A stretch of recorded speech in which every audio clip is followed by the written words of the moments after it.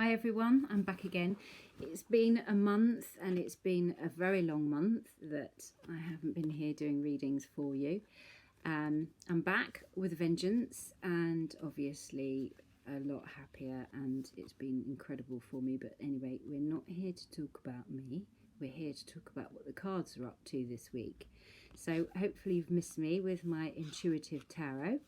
So I'm back live today. I think I missed 3 o'clock. I'm probably about 1:15 now. With shuffling the cards, 3 came up, which are just amazing, as always. And interestingly, one of the most powerful and the most wanted cards. Most people that come to me for reading will want this card at some point in their lives, and it cropped up today.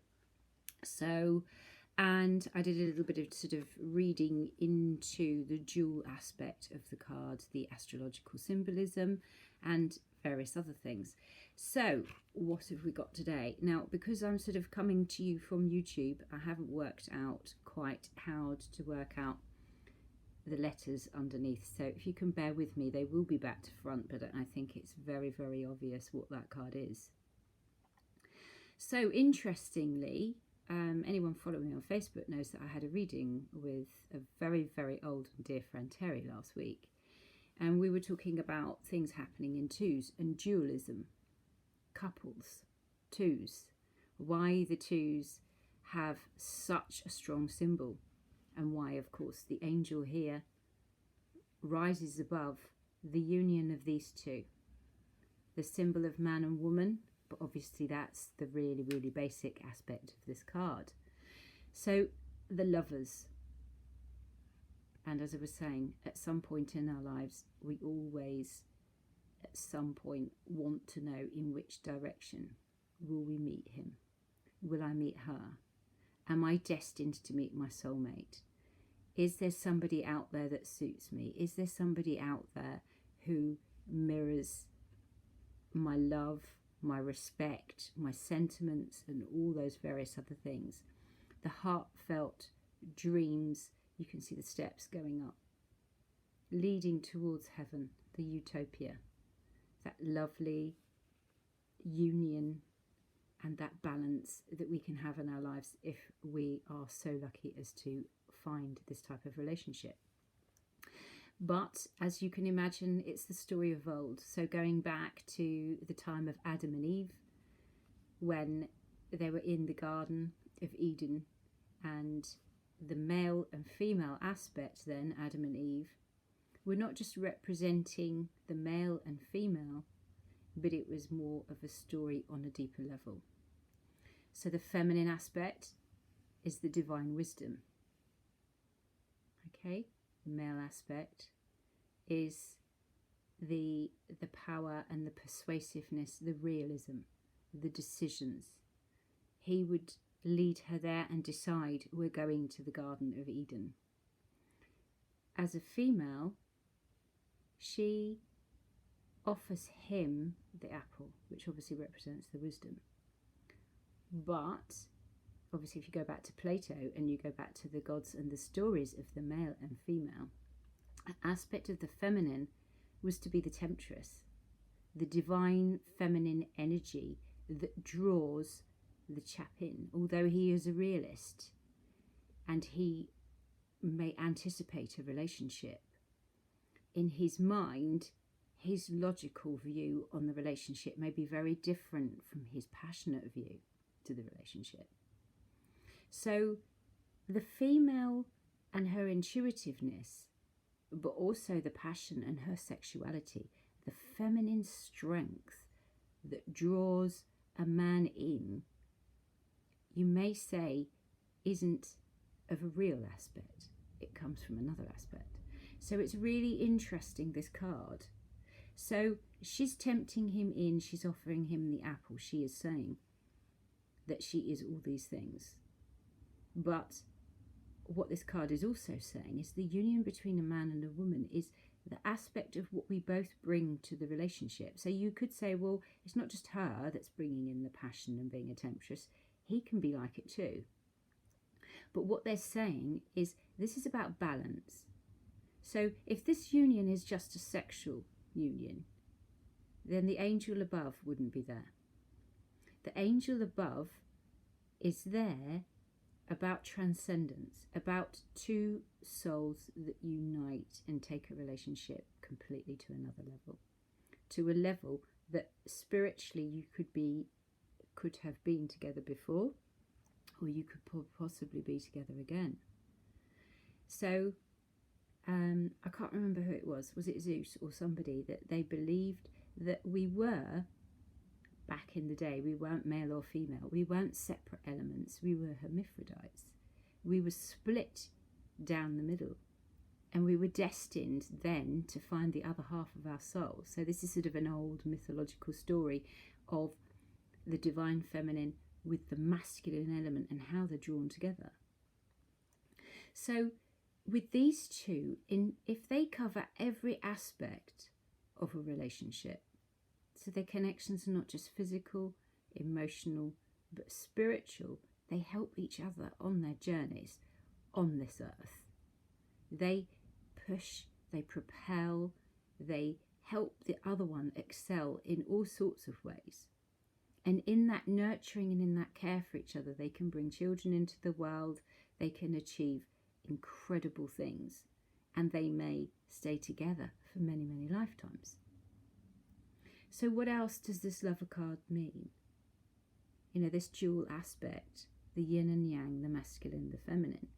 It also represents the fact that within ourselves, as a female and a male, we are half masculine and half feminine, the animus, the animi, which can complement each other. So say if you meet this chap and he's adorable, he's dark and he's handsome and he's eloquent and he's funny and he's all sorts of amazing things, but he isn't in touch with his feminine side, he doesn't really get you, doesn't really understand you. Or if you are just a bit masculine in your outlook, that actually, you know, you could say he's not man enough for you. You know, your masculine element is overbearing to him. Your feminine element fights against his feminine element, or his masculine element fights against your masculine element. So this is all about the yin and yang, the balance of the Lover's card. So it's actually saying that we're drawn together by passion, we're drawn by lust, we're drawn by all sorts of things. But if that was the only thing that exists within the relationship, it makes it not very strong. Now we all know that if you're, you know, led. So this is also about how our parents are in our lives, how they, how would I explain it? You know, they are an example within themselves. That balance helps us growing up as healthy, balanced people to have an idea of what you would expect or what you need from a relationship. So that healthy balance is obviously really good. But as I was saying, if the drive here, if there isn't that spiritual, emotional level or the unconscious level to the relationship, then it doesn't last. So when the Lover's card comes about, sometimes it is about the fact that you're going to meet this person that will represent you. But sometimes it can represent temptation, and sometimes it can represent a part of your journey within yourself. So it doesn't necessarily mean that this chap is going to come into your life. It could be that life is going to teach you something, how to come to grips with the fact, you know, say for example, you're on your own, your mum on your own with children, you're trying to run everything, you're trying to do everything, you know, you're running out of steam, you need, or you could do with that other half to give you that input. And then you forge your way forward and you learn how to fix a plug, or you learn how to do something that you'd rely on a man to do. And within yourself, you become empowered, because you're not just standing in one camp and just saying, I'm just a frail girl, you know, I can't do these things. Now, the women that are very, very capable will quite often say, well, you know, what do you need a chap for? You know, I can do all these things. Now, that's an imbalance in itself, because obviously we're all about the dual aspect and the, how can I put it, the education and the growing of meeting somebody that fills the bits in the jigsaw, shall we say, that when he steps in and completes us, our spiritual journey transcends. So I know some people would argue with me and just say, but Sherry, I'm with a girl, or he's with a chap. It's the same thing. As I was saying, we were treated as hermaphrodites. We were beings that were male and female. So the male and female physical aspects here aren't what we're talking about. It's about us reaching our full potential and that balance of everything working with it. So the Lovers card is quite extraordinary. So, and then when a trine, so you quite often see the shape of a triangle, which is very, very powerful within the magical world. So you've got the aspect of the higher self, the masculine, the feminine, bringing together that lovely shape. So, and there she is, blessing them, looking out for them, and treating them for their journey. So that was a lovely card for the very, very start. I was only going to do one today, but as this is a little bit of an experiment on YouTube, and you can come back to me and tell me. So the last reading I did, which was obviously a good month ago, this one came up, which was the Nine of Pentacles. And there are always cards that you're obviously just going to smile when you receive them. So the 9 within numerology represents eternity. It's a very, very powerful number. So 9 is seen as, if you think about within the numbers, you don't get a number actually larger than the 9. To get to 10, you go back to 1, which adds a 0. So you double up. So 9 is very, very powerful within itself, but it also fits into the universe in so many different ways. So if you think the 9 months of gestation that you carry a baby, for a female, and there's obviously all sorts of other 9s that now I've brought it up, I can't think of them, which is quite often the way.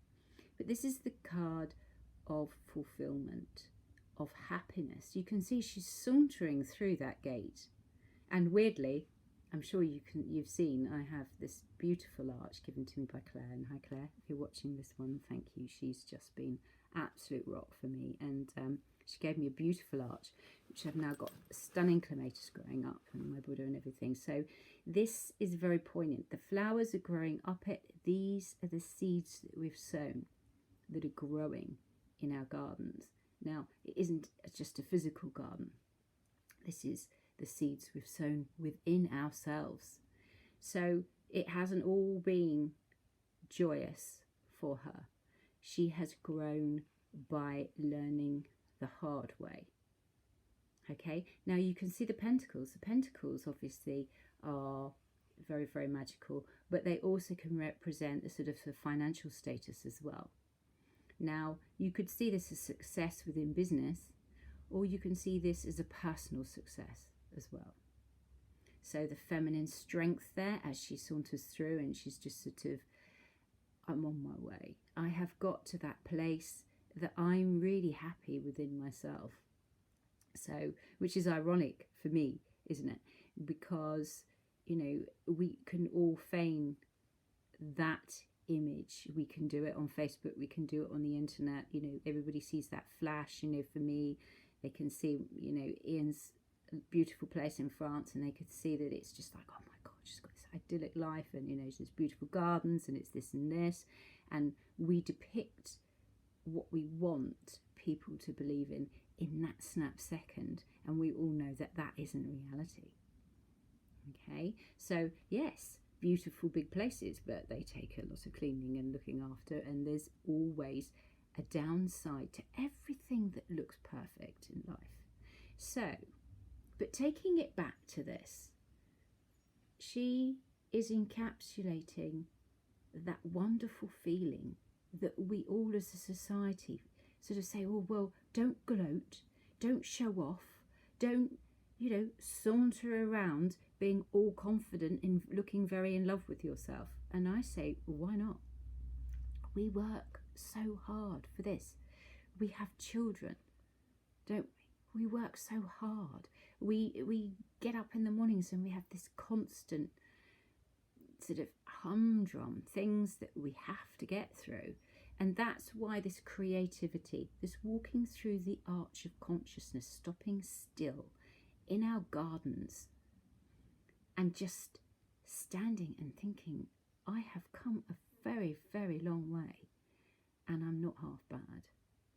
And this is also the gifts that are coming. So yeah, very optimistic, very lovely. So when somebody gets this card, when they come to me, you know, I smile at them and I just say, oh, you're blessed. This is perfect. 9 is a wonderful, wonderful, happy card.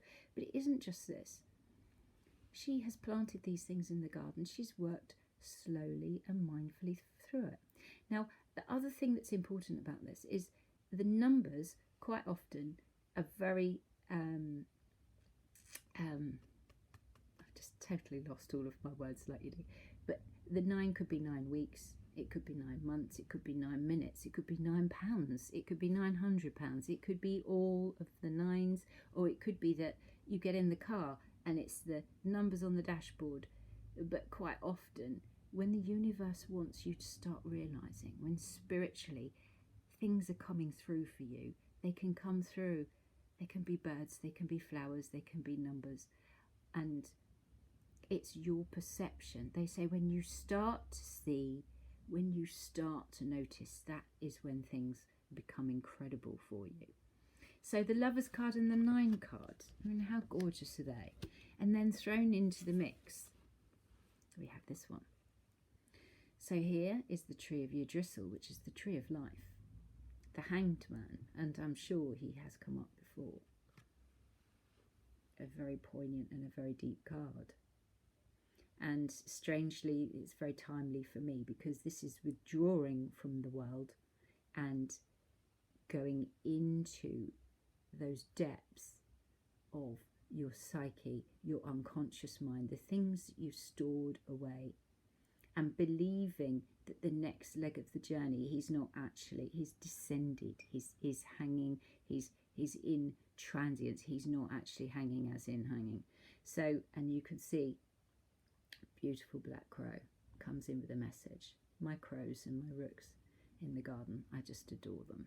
So they come and they bring you, here he's bringing a gift, he's bringing a pentacle, because he's almost saying, while you're transcended looking at life, the tree of life, again, the 9 aspects, the branches on the tree, the levels of your spirituality, as you rise through the levels, as you leave the superficiality behind, but I won't lie, to deal with fear, to deal with the darkness, to deal with the things in life that really push us to places that we don't want to be. So sometimes we morph into someone we don't want to be. The only way we can deal with that is by reflection and to withdraw. And if I was to ever give you any advice, a personal journey for anybody, when you're in this time where it's time for you, it's amazing how many people will, you know, tell you their aspects of it, or their journey, or their feelings, or their interpretation. And please be mindful that we all do that all the time. Now, it's everybody's individual journey as to how to reach this level, the spiritual level, where you can see he's almost meditational. He set himself free from the pressures of life. Now, in the week, I had a few people asking me if I could do a reading or a card, and obviously I haven't done them for a while. I've started up again this week and next week. So this is literally off the top of the pack. So for any of you that have been, you know, I'd love to go and speak to Sherry, or I'd love a reading, or I'd like to know what's happening next. Now, this is weird, isn't it? Why have we got the 8? The 8 of Cups. I call it the wishing card. As she's looking up at the constellation of stars, And the moon is in the phase of Virgo at the moment. And my daughter's a Virgo, so I'm going to be biased. Excuse me. So, Virgo, there she is. Meticulous, beautiful, artistic, creative, imaginative, looking out at the world. What has the world got for me next? Wishing upon a star. It's beautiful, isn't it? And the crescent moon looking down. And my Lord, haven't our moons just been so incredible? I've just been so comforted by the astrological aspects recently. The cups, as they sit, the 8 of cups, are the opportunities in life that are there for you. So using Chinese philosophy as an example, they say when a cup is open, you're open to situations in your life. And a lucky thing to do is to put an open pot that hasn't got anything in on your windowsill or on your doorstep or wherever. So you're open for happiness and things to come in. These aspects here could be 8 months ahead of you. Is going to be such love, such creativity, such glorious, wonderful things to behold. So if you were sort of interested in somebody doing a tarot reading for you and this spread was to come along, how gorgeous is that? And can you see, as you get nearer, the dolphin comes up through the water. So it's got that element of magic, but it's also got the connection. Why would the dolphin come up to meet her? So this is also about our connection. There could be connections with a water sign, obviously. There's, no brainer. So as the dolphin comes up to greet her, this is just a little sign of, sometimes we have totem animals and we could be there gazing out on the landscape, in the trees, near the sea, wherever.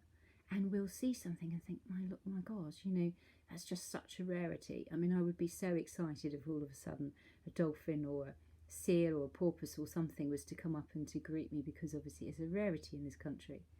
But at some point, a beautiful creature like this, that is communication. So is it saying we're listening? The universe listens. You don't have to tell. You don't have to speak those words.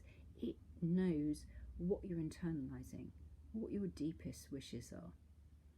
And I, for one, can tell you that when wishes are made, when you are here and you're on your own and you're isolated and you're wondering what's happening with life next, don't think that you're all on your own, because quite often those internalizations, those hopes, those fears, those wants, those needs, they will come into fruition. And take note of the 8. So again, this could be 8 months, 8 weeks, 8 days, the number 8. Okay, followed up by the 9. And I'm not sure why, but I think we'll just go for one more card, and then I'm going to send this over to Facebook, because this is live on YouTube, so you have to bear with me. And then I'd love you to be able to give me feedback as to how you felt about it and whether you felt that it worked as well. So transcendence now. The dragonfly is very, very, very strong. Metamorphosis. The dragonfly is a very, very powerful totem animal. And quite often he is there to let you know that the next level through adversity. The swords quite often are you pushing your way through a situation that's been very, very hard. And I can tell you 1, 2, 3, 4, 5 swords here. So is it going to last for 5 months where it's going to be really, really quite difficult? Maybe it is. Maybe it's 5 weeks. Maybe it's 5 days. But it promises a transcendence, which is when we cut through the fear, when we address those nuances, those situations that torment us, those anxieties, those dreadful things that hold us back to being incredible human beings, when we cut through it and we just believe in that bit of magic, because this is like the Fae, the magical world. Can you see? If I bring it in really, really close, you can see they're just sort of springing. So the swords look quite dynamic, they look quite sort of scary, don't they? But this is about taking action, not just sort of sitting and thinking, shall I, shan't I? This is about you, that best foot forward. So if a lot of you are thinking, what's for me this week? 5 days into this week, things are going to change mightily and you might surprise yourself. So the dragonfly ends today's reading. It's been lovely to be back again, and I'm obviously so much better than I was. I've found an incredible person that's helping me with my own personal journey, and my gorgeous man Ian has been just an absolute rock. I just adore him. He's just wonderful. My daughter, my sons, my friends, honestly, thank you so much. I cannot actually thank you enough for all the love and support that you've given me. So I shall be hopefully back again next week. It all depends. It's just sort of, you know, I'm just seeing how I go. And please give me feedback and let me know what you thought of this recording. And have a lovely week and take really good care.